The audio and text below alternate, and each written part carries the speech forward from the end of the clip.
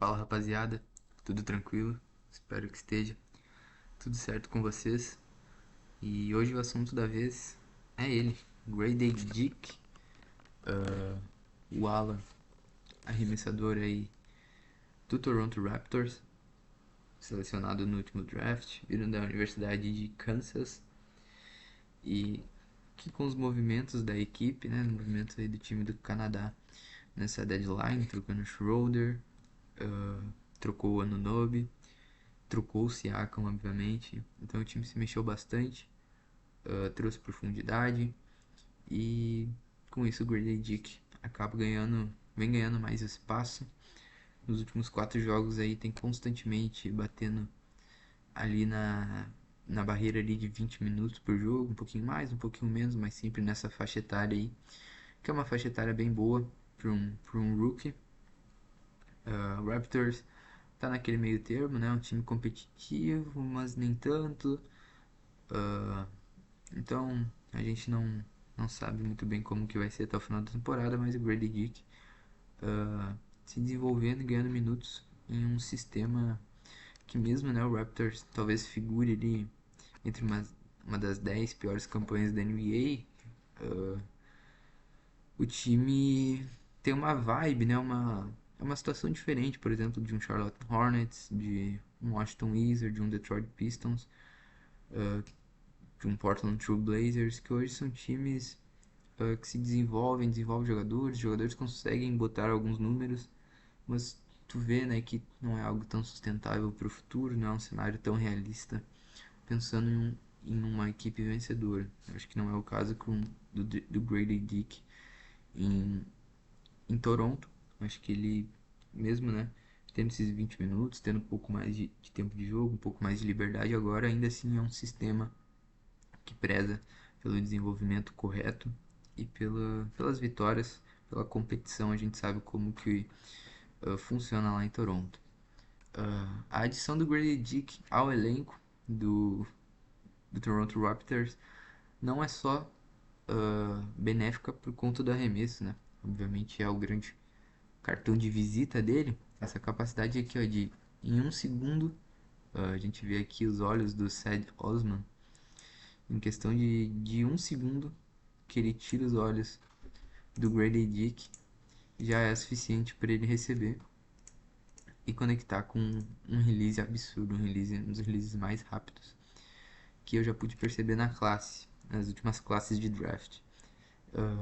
Mas eu queria falar mesmo nesse vídeo dele é sobre como como a adição do Grady Dick facilita o jogo do Toronto Raptors como um todo, como um time em questão de playmaking, né, em questão de gravidade, em questão de movimentação fora da bola. Ele é um jogador elite fora da bola. E quando eu digo isso, não é só me referir na pontuação, mas a entendimento de jogo, a QI de basquete. Ele, cara, ele é muito bom mesmo se movimentando. Ele limpa espaços, ele faz as movimentações corretas, ele facilita o jogo de todo mundo ao redor dele. E eu achei uma grande escolha do Toronto Raptors na época. E fico feliz aí que ele esteja ganhando mais minutos a partir desses movimentos do time na trade deadline. E a questão do Grady Dick é que você ter ele em quadra, vocês vão ver que muitos dos lances aqui parecem que o erro é totalmente na defesa, né? Você fala, ah, mas ele só se posicionou. Ah, mas ele só andou, só fez uma movimentação simples. Mas essa é a questão. O Grady Dick é um arremessador tão bom que uma movimentação simples dele, como essa, né? Ele faz aqui a movimentação de preencher o corner. O Jordan Moura vai cortar para cá. E a partir disso, o Ken Whitmore e o Jeff Green, deixa eu botar em azul aqui para ficar bonitinho. Eles aqui vão bater cabeça, não vai ter uma comunicação, mas você sempre vai, a gente vai ver isso com bastante constância aqui no vídeo, tá?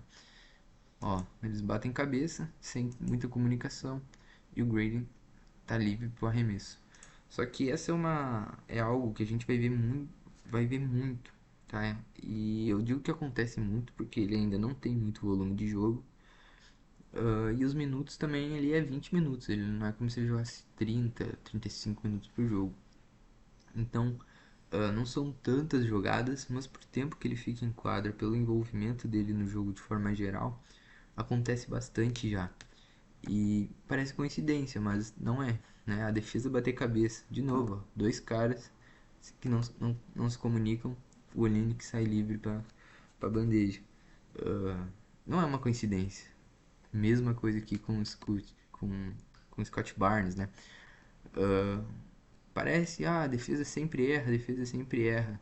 Mas você vai ver o Grady Dick sempre tá na jogada quando acontece esse tipo de erro da defesa, né? Isso porque ele traz essa dúvida, ele traz essa preocupação. Então aqui o Olynyk vai fazer um ótimo movimento, né? Aqui é muito mérito do Olynyk também, ele esconde a bola muito bem.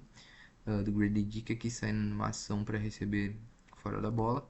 Mas olha o Jarrett Allen, cara. O Jarrett Allen tá plantado, esperando a movimentação do Grady Dick para esse lado da quadra, para fechar esse lado, né?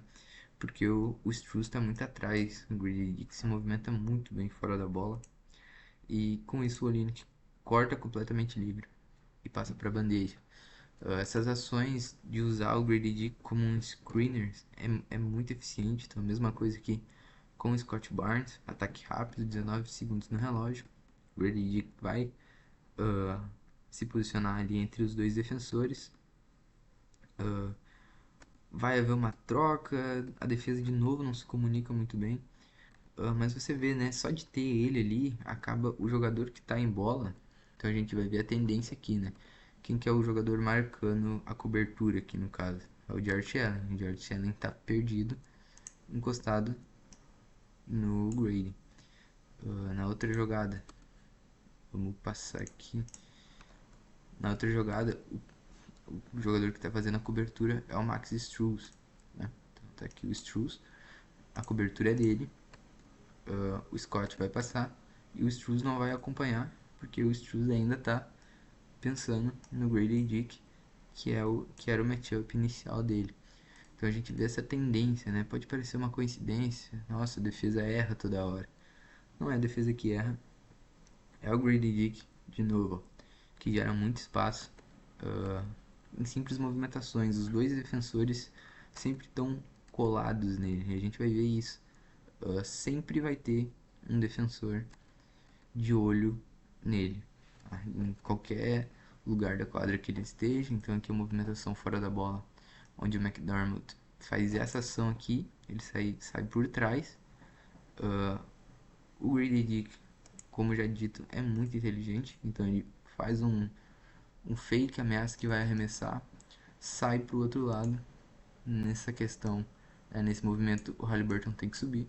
Enquanto isso, o Bruce Brown tá cortando livre para cesta. Então o ponto é do Bruce Brown, mas 99% da jogada é do Grady Dick, que ele tira dois jogadores da jogada. Ele tira tanto o Haliburton, tanto o McDermott, só com a movimentação dele. Você vê, ele fica quantos segundos com a bola, com a posse da bola? 3 segundos, 2 segundos com a posse da bola, e já é o suficiente para ele conseguir cortar dois jogadores e deixar o Bruce Brown livre para arremessar.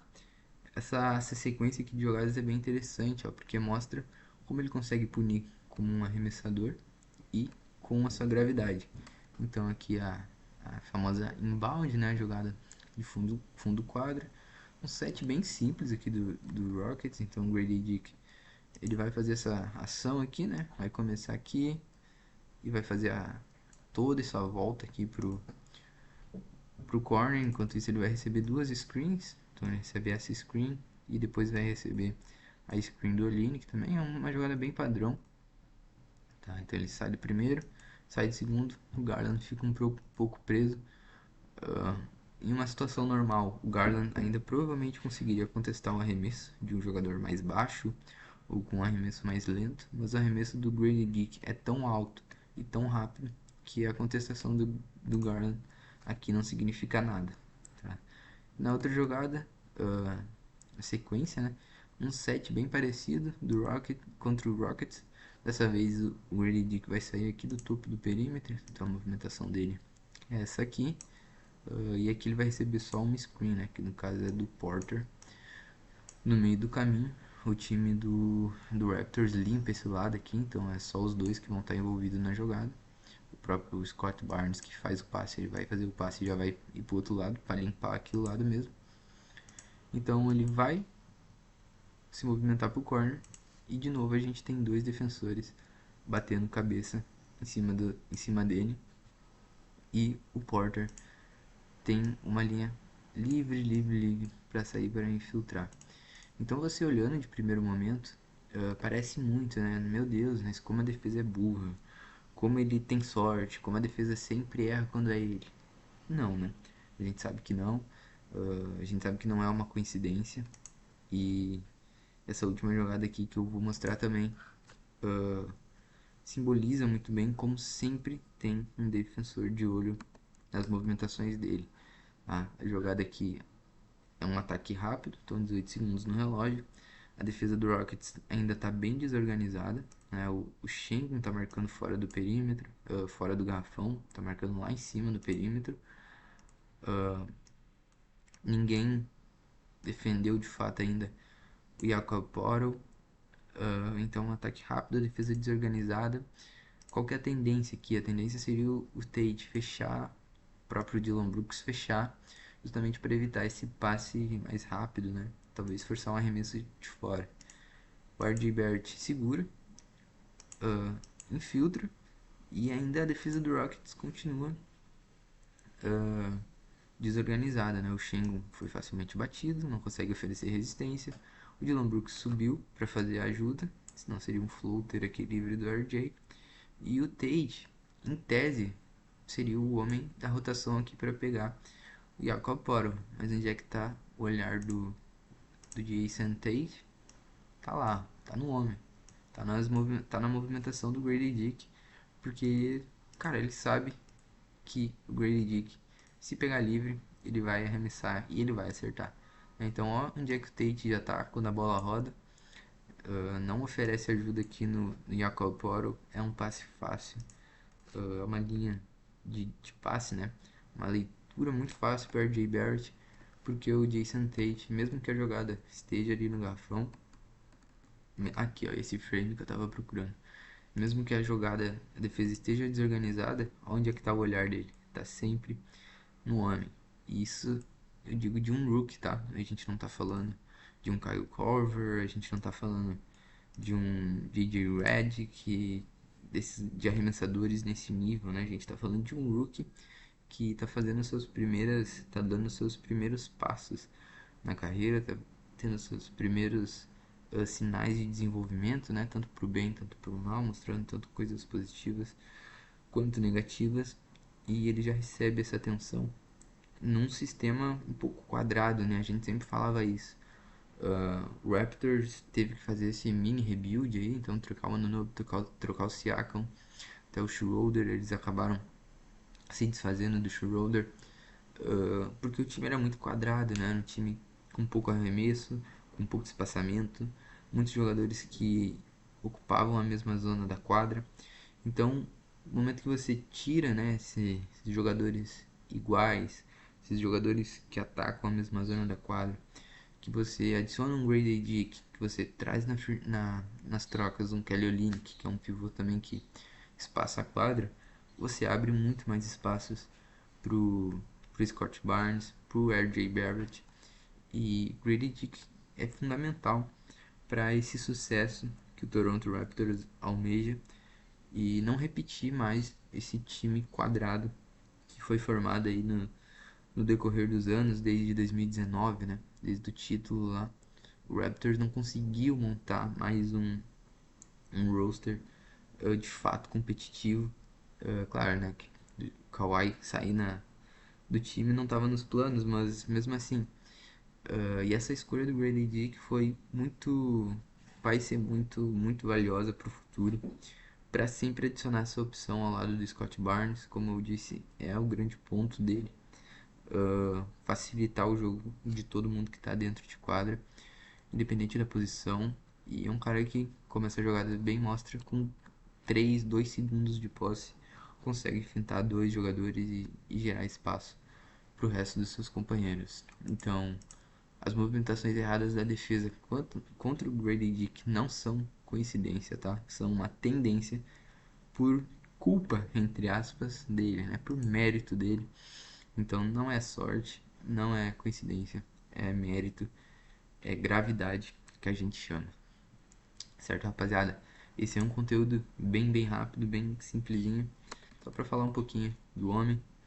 Eu era muito fã dele em Kansas e fico muito feliz de ver que ele tá dando os primeiros passos aí em sua carreira de NBA.